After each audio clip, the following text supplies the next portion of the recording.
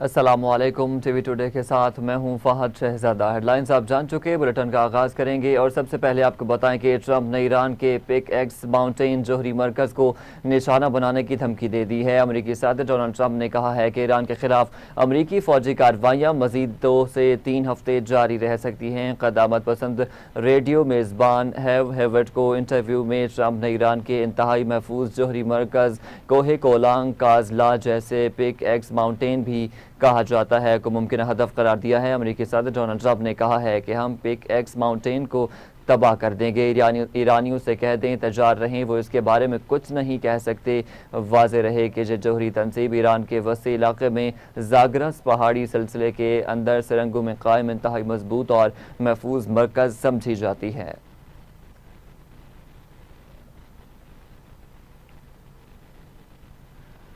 ایران نے کہا ہے کہ اس کے بحریہ نے امریکی دشمن کے بحری جہاز کو کروز میزائلوں سے نشانہ بنایا ہے۔ ایران کی سرکاری نشریاتی ادارے IRIB نے فوجی ذریعے کے حوالے سے بتایا ہے کہ یہ حملہ ایسے وقت میں کیا گیا ہے جب امریکہ نے اعلان کیا ہے کہ وہ ایرانی بندرگاہوں کی بحری ناکہ بندی شروع کرے گا۔ IRIB کے مطابق خطے میں خلیجی عرب ممالک سمیت مختلف مقامات پر بھی حملوں کی اطلاعات موصول ہوئی ہیں۔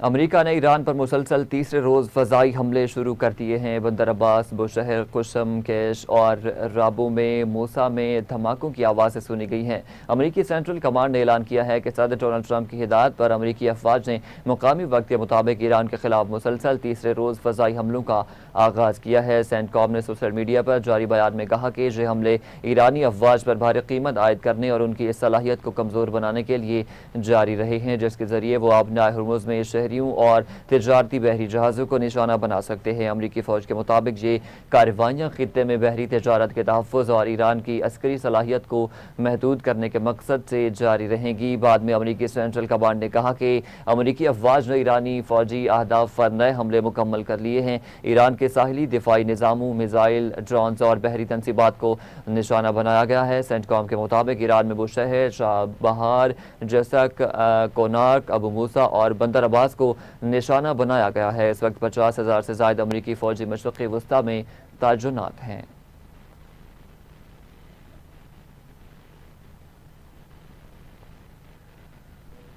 ایران اور امریکہ کے درمیان جنگ بندی ختم، لیکن مذاکرات کا راستہ اب بھی کھلا ہے۔ الجزیرہ ٹی وی نے واشنگٹن سے رپورٹ کیا ہے کہ امریکہ اور ایران کے درمیان جنگ بندی بظاہر ختم ہو چکی ہے اور نئی فوجی کارروائیاں جاری ہیں، تاہم مذاکرات کا امکان اب بھی موجود ہے۔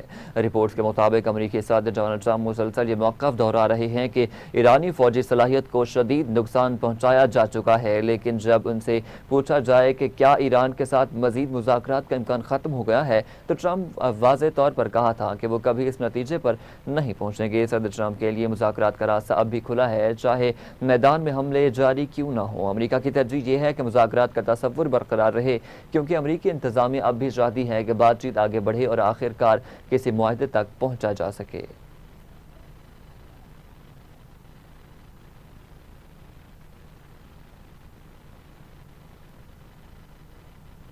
آگے بڑھتے ہوئے آپ کو بتائیں کہ ایران کے خلاف جنگ میں شدت سے مذاکرات متاثر ہونے کے خدشات بڑھ گئے ہیں۔ ایران میں سرکاری بیانیہ صدر مسعود پزشکیان کو ذمہ دار قرار دینے کی کوشش کر رہا ہے۔ الجزیرہ کے مطابق صدر کو مورد الزام ٹھہرانے کا مقصد حکمران اشرافیہ کے اندر موجود اختلافات پر پردہ ڈالنا ہے۔ سپریم لیڈر مجتبیٰ خامنائی نے پہلے بیان میں کہا کہ انہوں نے صدر پزشکیان کی وجہ سے معاہدے کی اجازت دی، تاہم انہوں نے مذاکرات کی قیادت کرنے والے اسپیکر اور وزیر خارجہ کے نام نہیں لیے۔ تجزیہ کاروں کے مطابق قاری باف کا نام لینا اتفاق نہیں بلکہ سیاسی فیصلہ ہے۔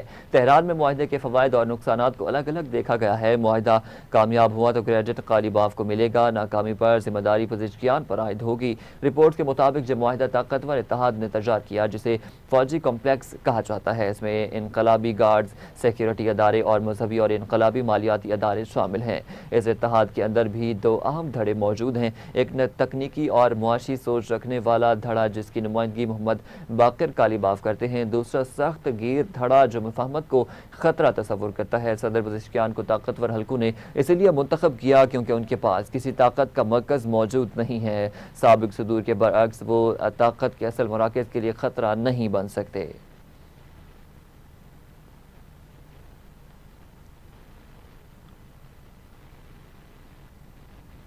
دوسری جانب بین الاقوامی قانون کے ماہر مارک ویلر نے کہا ہے کہ امریکہ کو ابنائے ہرمز سے بحری جہازوں کی محفوظ گزرگاہ کے بدلے کوئی ٹیکس یا فیس عائد کرنے کا اختیار حاصل نہیں ہے۔ چیتھم ہاؤس کے انٹرنیشنل لا پروگرام کے سربراہ مارک ویلر نے کہا کہ امریکہ خود کو دنیا کا محافظ مقرر نہیں کر سکتا۔ اگر تمام بحری جہازوں سے کارگو کی مالیت کا 20% ٹیکس وصول کرنے کی بات کی جا رہی ہے تو یہ شرح غیر معمولی طور پر زیادہ ہے۔ انہوں نے کہا ہے کہ بین الاقوامی قانون تمام ممالک پر یکساں لاگو ہوتا ہے اور کوئی بھی ریاست حتیٰ کہ وہ ملک بھی جس کے علاقائی سمندری حدود میں کوئی بین الاقوامی بحری راستہ موجود ہو، جہازوں کی آمد و رفت روکنے یا ان سے ٹول وصول کرنے کا حق نہیں رکھتا۔ مارک ویلر کا کہنا تھا کہ امریکی بحریات صدر ٹرمپ کے بیان سے پیچھے ہٹتی دکھائی دے رہی ہے، جبکہ یہ واضح نہیں کہ امریکہ ابنائے ہرمز میں محفوظ گزرگاہ یقینی بنانے کی مکمل صلاحیت رکھتا ہے جو نہیں۔ ان کا مزید کہنا تھا کہ اس سے قبل بھی ایسے وقت میں میزائل حملے ہوئے جب امریکہ متبادل بحری راستے کے ذریعے جہازوں کی حفاظت کی کوشش کر رہا تھا۔ ابنائے ہرمز میں بحری جہازوں کی آمد و رفت میں مزید نمایاں کمی ہو گئی۔ سمندری جہازوں کی نگرانی کرنے والے ادارے کیپلر کے مطابق ابنائے ہرمز سے گزرنے والے آئل ٹینکرز کی آمد و رفت گزشتہ 5 ہفتوں کی کم ترین سطح پر آ گئی ہے۔ ادارے کے اعداد و شمار کے مطابق پیر کے روز صرف 6 بحری جہاز ابنائے ہرمز سے گزرے، جبکہ اتوار کو یہ تعداد 14 تھی۔ رپورٹس کے مطابق بحری آمد و رفت میں یہ کمی خطے میں بڑھتی ہوئی کشیدگی کے تناظر میں سامنے آئی ہے۔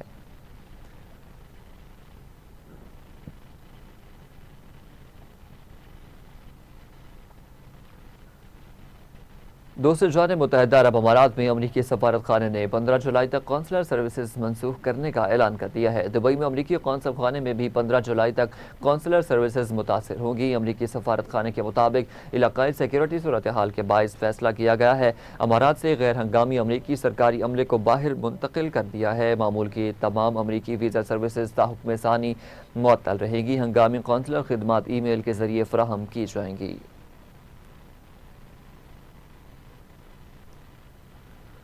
متحدہ عرب امارات نے دبئی پر انحصار کم کرنے اور ابنائے ہرمز سے بچنے کے لیے نئی بندرگاہ بنانے کا فیصلہ کر لیا ہے۔ برطانوی اخبار فائنینشل ٹائمز کی رپورٹ کے مطابق دبئی پورٹ کا انتظام سنبھالنے والی اماراتی کمپنی ڈی پی ورلڈ مشرقی ساحل پر اماراتی ریاست فجیرہ میں نئی کثیر المقاصد بندرگاہ تیار کرنے کا منصوبہ بنا رہی ہے۔ رپورٹ کے مطابق اقدام کا مقصد دبئی کی بندرگاہ جبل علی پر انحصار کم کرنا اور ابنائے ہرمز کے راستے سے بچنے کا متبادل پیدا کرنا ہے۔ منصوبہ متحدہ عرب امارات کی حکمت عملی سے مطابقت رکھتا ہے، جس کے تحت وہ اپنی معیشت کو ایران کے ساتھ کشیدگی سے محفوظ بنانے کی کوشش کر رہا ہے۔ منصوبے کے ذریعے کنٹینرز ابنائے ہرمز سے گزرے بغیر متحدہ عرب امارات میں داخل یا باہر جا سکیں گے۔ ابنائے ہرمز بند کیے جانے کے بعد سے دبئی کی جبل علی رپورٹ سرگرمی میں 90 سے 95% تک کمی واقع ہوئی ہے۔ اس صورتحال نے اماراتی کمپنی کو متبادل راستہ تلاش کرنے پر مجبور کیا ہے۔ اماراتی کمپنی ایک اعلیٰ عہدیدار نے بتایا کہ نئی بندرگاہ 1.5 سال کے اندر مکمل کی جا سکتی ہے۔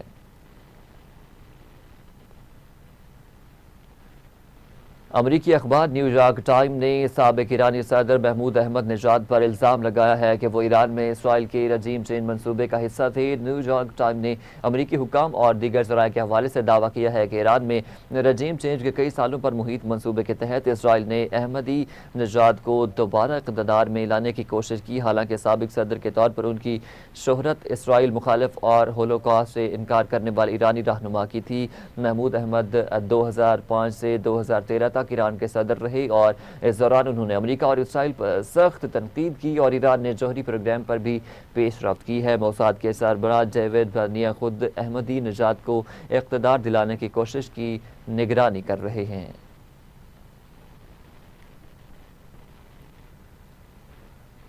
آگے بڑھتے ہوئے آپ کو بتائیں کہ پاکستان نے سعودی عرب پر حوثیوں کے بیلسٹک میزائل حملوں کی شدید الفاظ میں مذمت کرتے ہوئے کہا ہے کہ سعودی عرب کی سلامتی، خود مختاری، علاقائی سالمیت کے لیے پاکستان مکمل حمایت کا اعادہ کرتا ہے۔ اقوام متحدہ کی سلامتی کونسل کا مشرق وسطیٰ کی صورتحال پر ہنگامی اجلاس ہوا ہے، جس میں پاکستان کے نائب مستقل مندوب عثمان جدون نے بھی خطاب کیا ہے۔ پاکستان کے نائب مستقل مندوب عثمان نے خطاب میں کہا کہ پاکستان سعودی عرب پر حوثیوں کے بیلسٹک میزائل حملوں کی شدید مذمت مذمت کرتا ہے۔ عثمان شتون کا کہنا تھا کہ سعودی عرب کی سلامتی، خود مختاری، علاقائی سالمیت کے لیے پاکستان مکمل حمایت کا اعادہ کرتا ہے۔ انہوں نے کہا کہ پاکستان یمن کی خود مختاری، آزادی، اتحاد اور علاقائی سالمیت کی حمایت کرتا ہے۔ خطے میں بڑھتی کشیدگی کے خاتمے کے لیے مذاکرات، سفارتکاری اور تحمل کا راستہ اختیار کریں۔ پاکستان کے نائب مستقل مندوب عثمان شتون نے مزید کہا کہ یمن میں پائیدار امن جامع سیاسی عمل کے ذریعے ہی ممکن ہے۔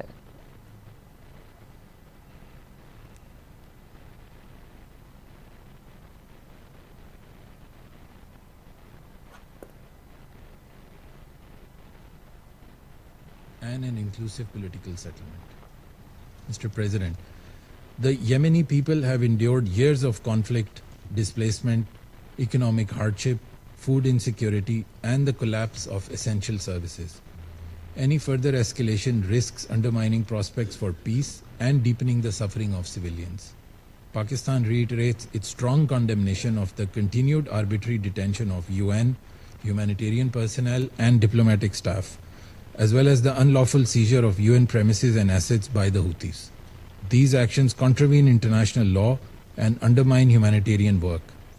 We call for the immediate and unconditional release of all detained personnel and for full respect for the privileges and immunities of UN personnel, facilities, and assets.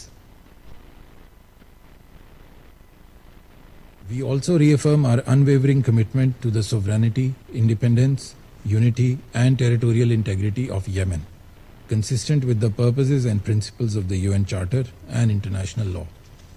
At a time when the region continues to face heightened tensions and multiple interconnected crises, we call on the concerned parties to resolve differences through dialogue, diplomacy, and a steadfast commitment to de-escalation. A comprehensive, inclusive, and sustainable peace can only be achieved through a Yemeni-led and Yemeni-owned political process facilitated by the UN, which addresses the legitimate aspirations and concerns of all Yemenis. The agreement on the exchange of prisoners earlier this year demonstrates that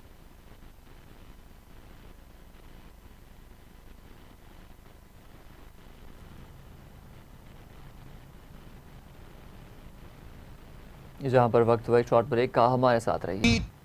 welcome back ناظرین، ابھی آپ کو بتائیں کہ national defence university کے institute for strategic studies, research and analysis کے زیر اہتمام 16ویں نیشنل میڈیا ورکشاپ کے شرکاء نے وزارت خارجہ کا دورہ کیا ہے۔ ترجمان دفتر خارجہ کے مطابق 85 رکنی وفد میں میڈیا، سول سوسائٹی اور مختلف سیاسی جماعتوں کے نمائندے شامل تھے۔ ترجمان وزارت خارجہ طاہر اندرابی نے شرکاء کو پاکستان کی خارجہ پالیسی کی ترجیحات، خطے اور دنیا میں تیزی سے بدلتی صورتحال، قومی مفادات کے فروغ اور تحفظ میں وزارت خارجہ کے کردار پر تفصیلی بریفنگ دی ہے۔ ترجمان کے مطابق بریفنگ کے بعد شرکاء کے ساتھ سوال و جواب کا سیشن بھی منعقد کیا گیا، جس میں مختلف امور پر تبادلہ خیال کیا گیا ہے۔ آپ کو اپڈیٹ کر رہے ہیں کہ نیشنل ڈیفنس یونیورسٹی کے institute for strategic studies, research and analysis کے زیر اہتمام 16ویں نیشنل میڈیا ورکشاپ کے شرکاء نے وزارت خارجہ کا دورہ کیا ہے۔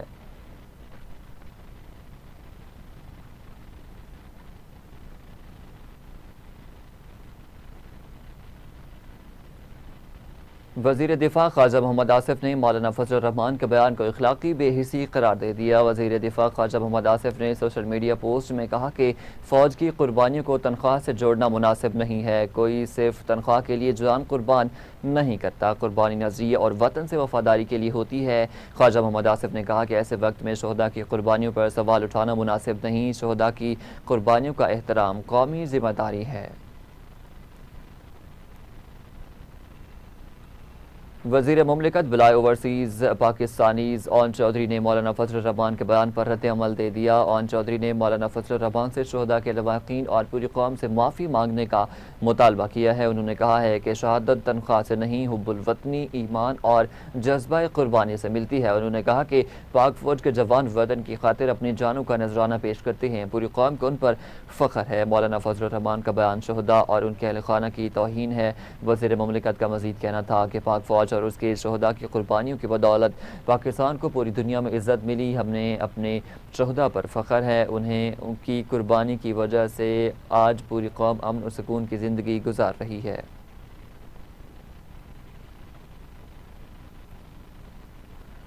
اسپیکر پنجاب اسمبلی ملک محمد احمد خان نے کہا ہے کہ مسلم لیگ نون کی سیاست عوامی خدمت، ترقی اور قومی استحکام پر مبنی ہے۔ قومی اتحاد، یکجہتی اور اداروں کا احترام ملک کے استحکام کے لیے ناگزیر ہے۔ اسپیکر پنجاب اسمبلی ملک محمد احمد خان نے کہا ہے کہ پاکستان کی افواج نے وطن کے دفاع اور دہشت گردی کے خلاف لازوال قربانیاں دی ہیں۔ قومی سلامتی کے تحفظ میں پاک فوج کا کردار ناقابل فراموش ہے۔ ملک احمد خان نے کہا کہ پاکستان کی سلامتی، خود مختاری اور استحکام پر کوئی سمجھوتہ نہیں کیا جا سکتا۔ وزیر اعظم شہباز شریف کی خارجہ پالیسی نے عالمی سطح پر پاکستان کا موقف مؤثر انداز میں اجاگر کیا ہے۔ اسپیکر پنجاب اسمبلی کا مزید کہنا تھا کہ وزیر اعلیٰ پنجاب کی قیادت میں عوامی فلاح و بہبود کے منصوبے تیزی سے جاری ہیں۔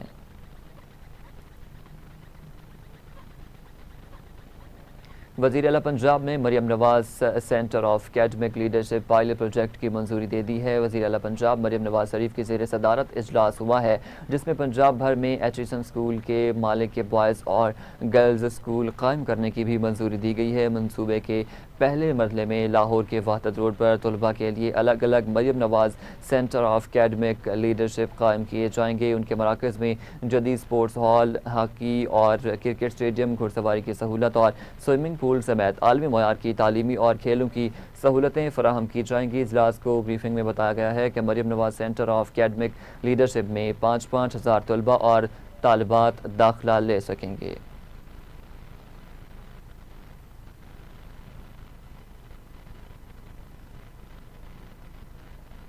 آپ کو اپڈیٹ کر رہے ہیں کہ وزیر اعلیٰ مریم نواز شریف کی زیر صدارت اجلاس ہوا ہے، جس میں پنجاب بھر میں ایچیسن اسکول کے معیار کے بوائز اور گرلز اسکول قائم کرنے کی بھی منظوری دے دی گئی ہے۔ منصوبے کے پہلے مرحلے میں لاہور کے وحدت روڈ پر طلباء کے لیے الگ الگ مریم Nawaz centre of academic leadership قائم کیے جائیں گے۔ اسی حوالے سے مزید جانتے ہیں، ہمارے ساتھ نمائندہ لاہور نعیم انور موجود ہیں۔ جی نعیم انور، بتائیے گا مزید کیا تفصیلات ہیں؟ ہاں جی بالکل، وزیر اعلیٰ پنجاب نے Maryam Nawaz centre of academic leadership pilot project کی منظوری دے دی ہے۔ وزیر اعلیٰ پنجاب مریم نواز کی اجلاس منعقد ہوا ہے، جس میں پنجاب بھر میں ایجوکیشن اسکول کے معیار کے مطابق بوائز اور گرلز اسکول قائم کرنے کی بھی منظوری دی گئی ہے۔ منصوبے کے پہلے مرحلے میں لاہور کے وحدت روڈ پر طلباء کے لیے الگ الگ مریم Nawaz centre of academic leadership قائم کیے جائیں گے۔ مراکز میں سپورٹس ہاکی ہال اور کرکٹ اسٹیڈیم، گھڑ سواری کی سہولت اور سوئمنگ پول سمیت عالمی معیار کے تعلیمی اور کھیلوں کی سہولتیں فراہم کی جائیں گی۔ اجلاس کو بریفنگ میں بتایا گیا ہے کہ Maryam Nawaz of academic leadership میں 5,000 طلباء اور طالبات بھی داخلہ لے سکتے ہیں۔ جی ٹھیک ہے، بہت شکریہ نعیم انور، آپ ہمیں تفصیلات سے آگاہ کر رہے تھے۔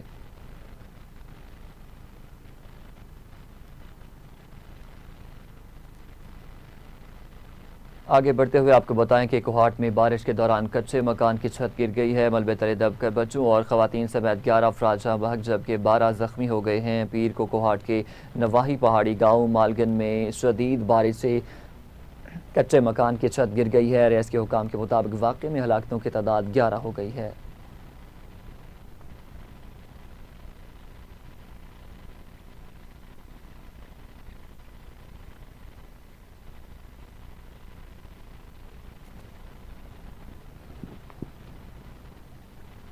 کوئٹہ اور نوشکی میں فائرنگ سے قبائلی رہنما سمیت 3 افراد جاں بحق ہو گئے ہیں۔ کوئٹہ کے نواحی علاقے مغربی بائی پاس اختر آباد کے علاقے میں نامعلوم افراد نے فائرنگ سے عارف مینگل نامی شخص جاں بحق ہو گیا، جبکہ نوشکی میں قبائلی رہنما میر طارق بادینی اپنے ساتھی سمیت شدید زخمی ہوئے ہیں۔ ہسپتال پہنچنے سے قبل ہی دونوں دم توڑ گئے ہیں۔ آپ کو اپڈیٹ کر رہے ہیں کہ کوئٹہ اور نوشکی میں فائرنگ کے تبادلے میں قبائلی رہنما سمیت 3 افراد جاں بحق ہو گئے ہیں۔ کوئٹہ کے نواحی علاقے مغربی بائی پاس اختر آباد کے علاقے میں نامعلوم افراد نے فائرنگ کی تھی۔ اسی حوالے سے مزید جانتے ہیں، بیورو چیف کوئٹہ محمد اکرم ہمارے ساتھ موجود ہیں۔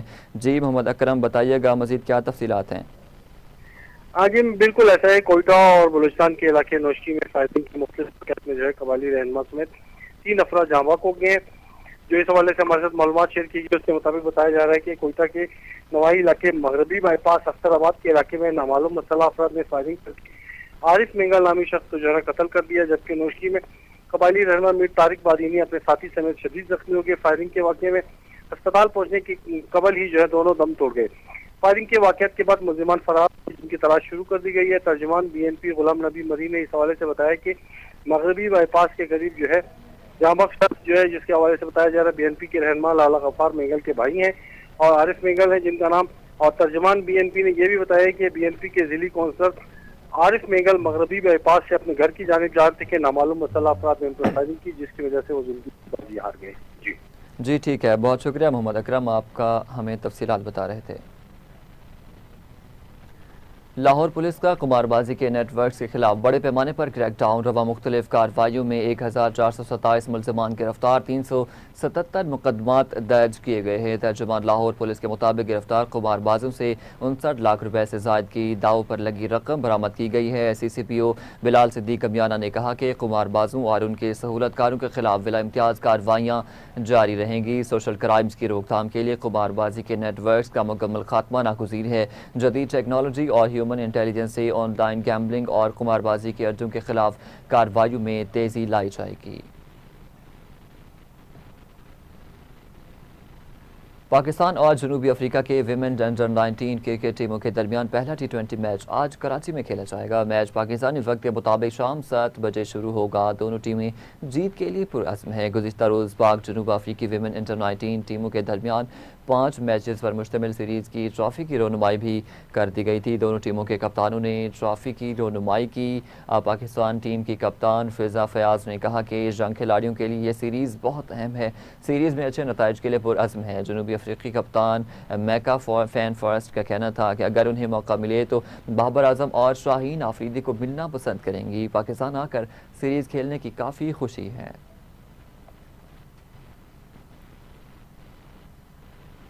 فیفا ورلڈ کپ 2026 کے پہلے سیمی فائنل کا میدان سج گیا۔ خطرناک ترین فرنچ اٹیک کا ناقابل تسخیر اسپینش دفاع سے مقابلہ ہوگا۔ میچ پاکستانی وقت کے مطابق آج شب 12 بجے شروع ہوگا۔ اسپین کا دفاع پورے ٹورنامنٹ میں ناقابل تسخیر رہا اور اس کے خلاف اب تک صرف ایک ہی گول بنا ہے۔ دوسری ٹیم بار ٹرافی جیتنے کی کوشش کر رہی ہے۔ حالیہ ایونٹ میں اسے کوئی شکست نہیں ہوئی، البتہ کیپ ورڈے کے خلاف میچ بغیر کسی گول کے ڈرا ہو گیا تھا۔ 2018 کا چیمپئن فرانس 4 سال بعد فائنلسٹ رہا۔ اسپینش ٹیم یورو 2024 اور گزشتہ سال نیشنلز لیگ کے سیمی فائنلز میں اسے ہرا چکی ہے۔ فرانس ٹیم نے گزشتہ 7 میں سے 4 ورلڈ کپس کے فائنل تک رسائی حاصل کی۔ امباپے، فرانس اور لامین یامال اسپینش امیدوں کے محور ہوں گے۔ دوسرے سیمی فائنل میں ارجنٹینا اور انگلینڈ کی ٹیمیں بدھ کی رات 12 بجے ٹکرائیں گی۔ فیفا ورلڈ کپ کا سنسنی خیز فائنل 20 جولائی کو کھیلا جائے گا۔